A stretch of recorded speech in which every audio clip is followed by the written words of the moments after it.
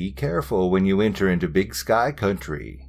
You might just encounter some big mysteries. Thank you for joining me for this episode of Big Sky Mysteries, and thank you to everyone who has been listening and to my new subscribers. Now I will treat you to 4 terrifying, supposedly true tales of ghosts and spirits who let the living know they haven't gone anywhere. If you enjoy this episode, please hit the like and subscribe buttons as well as the notification bell to know when your next hit of horror is ready. If you want your true scary story read by me on this channel, please check the description below for details. Now, make sure your windows and doors are locked and turn off all the lights and know that you are probably safe while you are listening to these scary stories, unless, of course, something or someone was already in your home with you before you locked yourself in. Enjoy! Number 1. In My Room by Buffy 1973. My sister Penny was always afraid of the upstairs at our house. She never went up there at night. Our main conversation every night went something like this.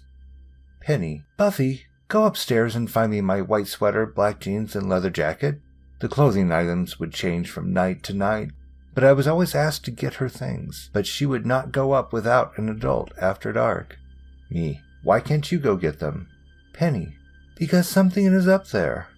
Me, I sleep up there. Nothing has happened to me. Penny, just wait. Someday it will. Okay, I will admit it is creepy as hell up there. I will give you the layout. There are 2 rooms that lead into each other, no hallway, and there's an attic above and one on each side. The house is well over 100 years old, and there's a banister over the stairs, but it is closed off by a door. I remember Penny coming home from dates, and before she would take her boyfriend upstairs, she would send him up with a flashlight to check the closets and under the beds, even though I was in one of those beds. Once, when our mother asked her why she would not sleep upstairs in her room, she rattled off numerous reasons. You can see the small lights come out of the closet, and you can hear footsteps and heavy breathing in the attics, and there's always a sense of being watched a little too closely. Me. That is ridiculous. I have never seen anything or heard anything. And I was telling my mom you should stop letting her sleep on the couch every night. Mom would say, she's okay. She can sleep where she wants. She's not hurting anything. I think my mom knew, but since nothing was bothering me at the time, she overlooked it. Better to have 1 daughter on the couch instead of 2. I even took this problem to my dad, being as he was always on my side and Mom seemed that she was always on Penny's side. Eventually, though, my sister got married and moved out when she was 18, and I was 11. Then I guess the ghost or whatever thought it was my turn. So my experience. In the attics, I would hear stomping, and it was not just in one attic, it was all 3. There were whispers in the closet like 2 children having a conversation. The conversations I overheard were talking about dolls. Sometimes they were trying to figure out what happened to someone named Uncle Doffy.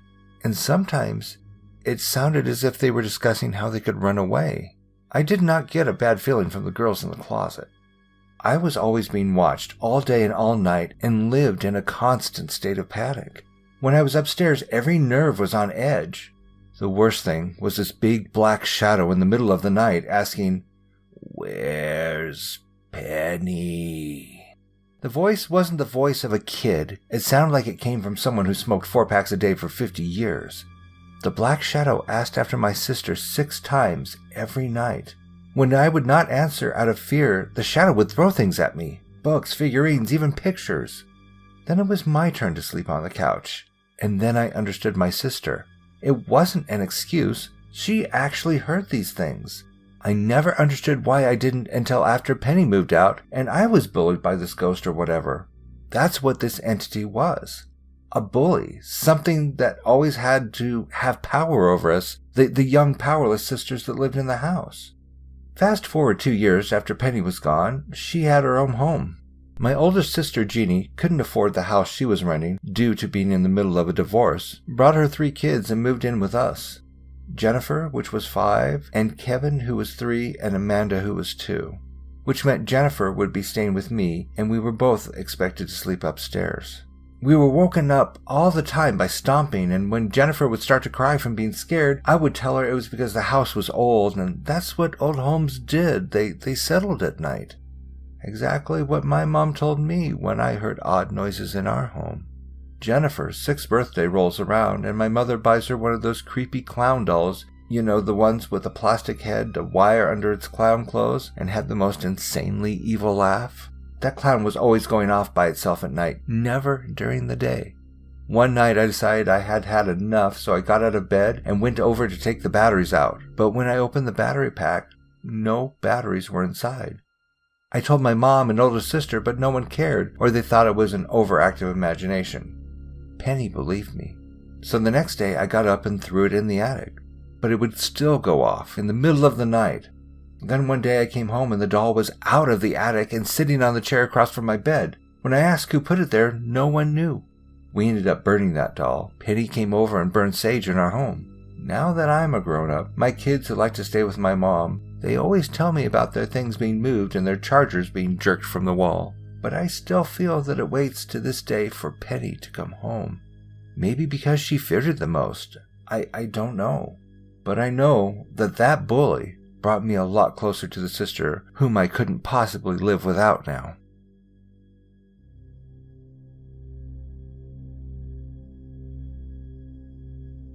Number 2. The Morning Visitor by Method Writer 85. I had the supervisor, Kate. One day we had a discussion that turned into the unexplained, and she told me about something that happened when she was a teenager. She tries to debunk crazy things that have happened, but this is one she hasn't been able to do. It was the summer after she graduated from high school, sometime in the second half of the 1990s. She was 18 at the time. Her friend Billy was a few years older, but still lived with his mother in their house. This was in a small city in western Maryland, and Billy's house had just enough land that he could throw raging day-to-night summer parties complete with bonfires. At the same time, they weren't totally isolated, and random people from the surrounding neighborhoods would show up to his parties all the time. One day, Billy met this skater kid named Nick at a park one morning, and being a social animal guy, Billy invited him to hang out with him at his house. Billy probably also took some pity on Nick because Nick told him he was a runaway who was living at the park. They would basically play video games, go on rides, and party till late at night. Nick started showing up every day at Billy's house, knocking on the door at 7 a.m. sharp and engaging him in the morning till night drinking. He was about 16, with dark eyes and dark spiky hair. Remember, this was the late 90s, and seemed fairly normal in everything except for a couple of things. The first was that he always wore the same thing, a plain t-shirt and a pair of camo print cargo shorts. Despite the fact that he was sleeping at a park, his clothes always looked clean. The second is that he was never seen eating or going to the bathroom, despite the fact that Nick was drinking heavily with Billy. Finally, oddly enough, no one remembers actually feeling Nick's skin, even my supervisor, who had sat next to him in a car during a road trip. She hung out with Billy and Nick at Billy's house 2 times, and each time she and her friend felt like something was very off with Nick, especially when he would give off this laugh that sounded very evil and maniacal. He also seemed to get kookier and weirder when they went on a road trip and got further away from Billy's city. Nick would also never shut up about his father's gun collection. Finally, Billy's hospitality reached its limits. After 2 weeks of waking Billy up at 7 a.m. to go party, Billy snapped at Nick at his front door. He said, "Look, Nick, you've been coming here every morning for 2 weeks. You're waking up my mother who's trying to sleep. You really need to go now. Please just come back later." Then he slammed the door shut. Nick never showed up again. Billy came to Katie a little later with a newspaper article. It was about Nick, who had apparently killed himself. Nick had escaped from the mental asylum his parents had put him in that was located in Billy's town, got to his father's house, and shot himself with his father's gun. Billy was originally upset because he felt like he must have put Nick over the edge when he kicked him out, until he checked the dates. Nick had committed suicide on July 10th, 2 weeks before they had met.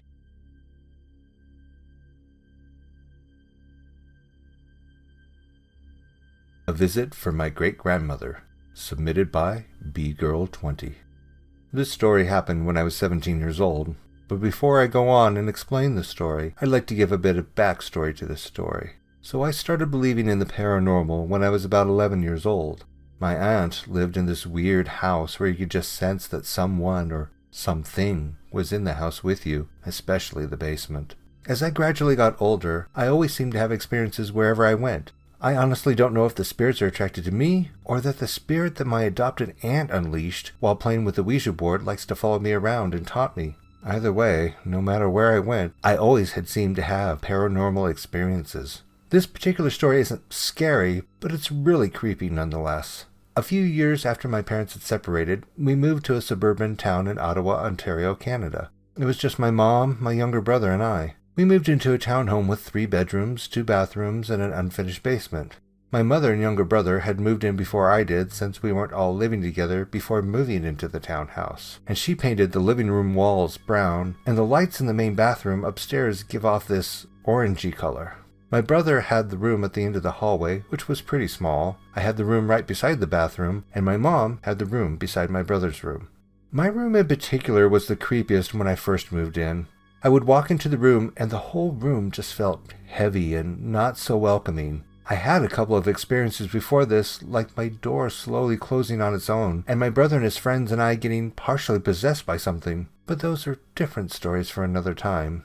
This story in particular is a story that I would like to talk to you guys about because there's just no explanation as to why it happened. Maybe besides that I could have hallucinated it all, but once you hear the story, you too will agree that there's no explanation to it. So like I said, I was 17 years old when this happened. It was late at night and I was sleeping in my room. My brother was also asleep in his room, and my mother was the only one up watching TV downstairs with her 9-year-old purebred husky named Dakota. I got woken up by this presence of a dog and a light growling noise coming from the area where I could feel the presence. Thinking it was our dog Dakota, I waved my hand in the air and said, "Not now, Dakota, not now." I could still hear the light growling, so in an annoyed voice I lifted my head up and looked towards the area I felt the presence in and yelled, "Dakota, not now!" only to find he wasn't there. I looked to my door and saw that it was closed. In confusion, I thought nothing of it other than I was hallucinating and fell back asleep. Minutes later, I got woken up by the same growling noise, but a bit louder this time. Again, I waved my hand in the air and said, "Not now, Dakota, not now!" And again, he kept growling. I yelled, "Not now, Dakota!" only to find him not there. I looked at my door in confusion again, still not thinking anything of it other than me just hallucinating again. I then again fell back asleep. I then got woken up by this loud bark that filled the room, and I sat straight up in my bed. I looked around in confusion, not knowing where the hell it came from. Feeling kind of creeped out and scared, I got up from my bed and ran downstairs to see our dog Dakota beside my mom on the ground and my mom watching TV. Even though I knew he couldn't have been in my room, there was another part of me that thought that my mind was playing tricks on me, so I asked her, "Hey Mom, was Dakota in our room just now?" She looked over at me in confusion. No, he was down here the whole time. I felt really creeped out and confused, and I really didn't want to go back up to my room at this point, but I went back up to bed, and it didn't take me long before I fell asleep. I fell asleep because after I heard the loud bark that filled the room, I felt like a weight that was holding the room down was lifted, and it felt lighter. A few years later, while hanging in the same room this incident happened in, I told my younger cousin that lived in that weird house about the creepy and strange night. She told me that it could have been our great-grandmother. I looked at her in confusion and asked her how this could be, and she told me that during the time she had had Alzheimer's disease before her death, a year before the incident, and that she would make little barking noises, and I looked at her funny and asked her why she would do that. She told me she didn't know, that it was something that she would just do. Well, great-grandma, if that was you that scared whatever the hell it was in my room away, I thank you very much and miss you. If it wasn't, well, I'm glad I got the hell out of there when we did, because I don't know how long I'd be able to handle a haunted townhome. Number 4. The Spirit Woman by Frisco Playoff 49. This was a paranormal story that happened to my mom when she was 9. Her and her family lived in the outskirts of a small town in the Monterey Bay area in 1975. The house my mom lived in was on top of a hill with a winding road leading to it, facing a lake. There's no neighbors, and the other houses were a distance away. What my mom knew of the house was that it was built in 1927. It was an old white wooden Victorian house. She said that it was completely off to be out in the hills far away from Watsonville, California, a small town about 25 minutes east of Santa Cruz. It started off as a community for immigrant workers who came here for a better life. She said that the rooms were big, with plastered walls and massive windows in every room that had been repainted so many times in the house's history that the windows were sealed shut. Mom recalled the windows were so high off the ground that you couldn't break into them. I'll warn you ahead that this is pretty disturbing, and if I sound dramatic, it's from my mom's point of view, so bear with me. My grandparents worked far away as they worked in the fields when Mom and her siblings moved to live in the United States from Mexico, and often left my mom with my tias and tios by themselves with my older tia in charge. Mom and her siblings were used to being by themselves for long periods of the day until my grandparents would come home from work.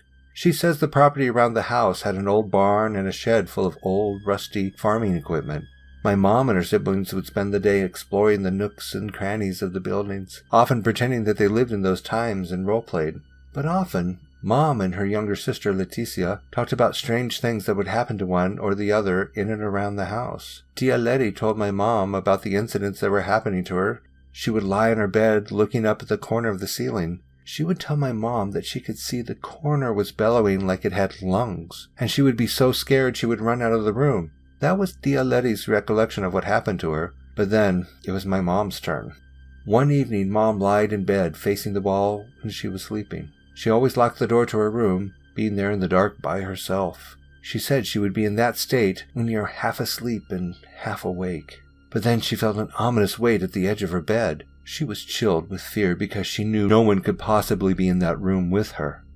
She said she felt a motherly presence that was watching her as she slept. Mom wouldn't even dare to turn her head to look at whatever it was that sat beside her on her bed. She was too scared to look at it because she thought she would die of fear if she saw what it was. She spent the whole night praying that it would go away and leave her alone. That was one of the many incidences that happened to her in that house. There was a second mysterious situation where my mom would hear knocks as if someone was there in the house with her. Mom would run to the door excited when she heard the knocks at first, but no one would be there. She says it happened at random 2 or 3 times in the day alone. She thought it was someone pulling a prank, but it dawned on her that she had no neighbors for miles around. That's when she became scared. Eventually it would stop, but it stayed with her. Mom was becoming increasingly frightened because nothing would add up. She said she remembered that when the door knocks stopped, there would be soft tappings between the walls. In the beginning, she thought she was hearing things and she didn't pay no mind to it. But she constantly kept hearing those soft taps from inside the house, day or night. Mom didn't want to tell anybody because they would discount it and that it was her imagination working overdrive. Her mind was slowly becoming fearful to what it could be. So one night, my grandparents left to go food shopping in another town, and Mom decided to stay by herself because she thought it was boring. But she completely forgot of all those things that were happening in that house. So later on, Mom was sitting in the living room because they had left earlier, and she was thinking in her mind that they would come back home before dark. She was there in the living room, all alone, while it was completely pitch black dark outside. She said that all she heard was the frogs croaking by the lake and crickets chirping. Mom said she was getting a feeling that she was being watched through the windows, but the windows were so high for someone to look through. At that point, she was running around the house like a headless chicken full of panic and fright for her bad decision that she regrets to this day of staying all alone. Like if it couldn't get worse for my poor mom, the tappings came back, but louder. Mom was thinking that she was becoming insane or that fear was grabbing a hold of her head, so she decided to confront whatever it was that was doing that. She started following the noise where the tappings were coming from. It was towards the very back end of the house near the back door. As she inched closer and closer, she put her ear against the inner wall of a small dark closet near the back door where the knocks were coming from outside. And what she told me next gave me goosebumps typing this down. She said that she heard the loud wailing noise of a baby bawling and crying as if it was trapped inside the closet. Mom didn't even bother to check this because it shook her up. Then for a quick moment, the tappings inside the house came back, but much more louder, as if someone were banging on the door. She ran all the way into her room and locked the door when she went to go get her rosary. Mom waited for what she said felt like forever for her family to come home. After that, she never thought about staying home alone again. Yet another dark night in the middle of summer, Mom and her siblings were eagerly waiting for her dad to come home from work. She ran to the back door, anticipating his arrival. Mom opened the door without hesitation, and she remembers that she was completely scared of what she saw next. Almost close to her, a solid white soul, shaped like a woman, floating across the backyard, going from one corner of the old barn to the other corner where an old watershed used to be standing that was demolished right after my mom moved in. It was knocked down because my grandparents were concerned that the old dilapidated shed would cave in while Mom was playing in there with her brothers and sisters. When the woman reached the shed, she disappeared into thin air. Mom was speechless of what she saw and ran back into the house to my abuela. She couldn't even speak to my abuela, and after a while, when the fright left my mom, she told abuela of what it was. My abuela told Mom something chilling. Since my whole family was Catholic, and they kind of believed in the supernatural, my abuela thought that the ghost was trying to contact my mom. Mom said that she didn't want to hear anything to do with that woman. Abuela said that if Mom didn't call her out, that the woman wouldn't stop trying to communicate with my mom. It's odd because it just happened to her only and not her siblings. Abuela mentioned to my mom, say to her, "What do you want?" Mom complied, and when she did it that night, the woman never responded to her, and all the paranormal things stopped. Now that my mom told me this, she recalled that Tia Lete researched about the house's history and freakishly found out that there were 5 children that lived in the house, just like my mom's family of 5. But if that was scary enough, 4 of the 5 children's names were the exact same. Jose, Tio Jose, Anthony, Tio Tony, Francisco, Tia Francisca, and then my mom's name, Maria. Disturbingly, one of the children were killed by a stray gunshot of a bullet in the house that was built in the 1920s, but the barn and the shed were built during the gold rush in California. I theorized that the woman thought my mom was the child who died in the house and wanted to contact her to see if she was her child. Just recently, last week, we went to Watsonville for a family event, and Tia Lete told me the house no longer stands, and it was demolished a couple of years ago. Mom told me that this would be the first and last time she'll ever tell this, as she felt scared by this even to this day. I will never forget of what my mom had endured. I'm glad she made it through up to this day for me to see her, to be with her. And Mom, no matter what, I will love you forever.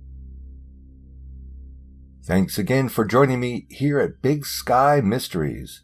If you haven't already, lay a ghostly finger on the like button and raise up from the dead to subscribe to this channel. Also, don't forget to activate the notification button so you can experience a spectral vibration when it is time to get scared once again.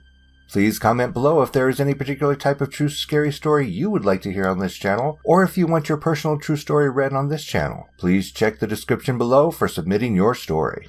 Don't forget to look behind you often to make sure you don't have any ghostly visitors. Then again, a ghost could be right next to you at this very moment, and that faint wisp of air that tickles the back of your neck might just be an invisible companion, waiting for just the right moment to say, "Boo, good night."